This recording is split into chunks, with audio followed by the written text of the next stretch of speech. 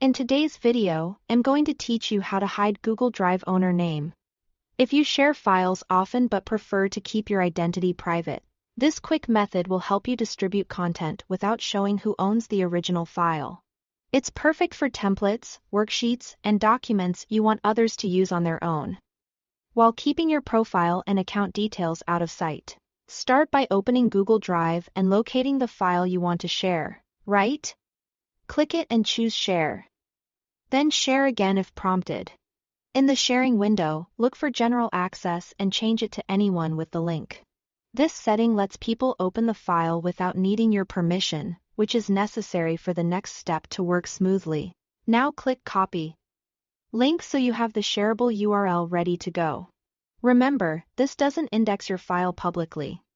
It simply means anyone who receives the link can access it. Next, paste that link into a browser tab. Doing this makes it easy to see and edit the URL. You'll notice that the standard Google Drive sharing link usually ends with something like edit, usp sharing, or another parameter after the last slash. That ending is what we're going to change so the recipient won't land on your original file.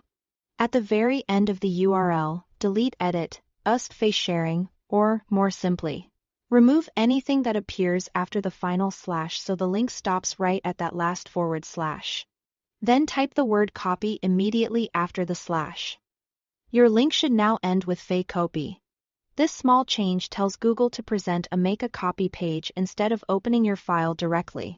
The key benefit is that recipients won't see the original owner's name.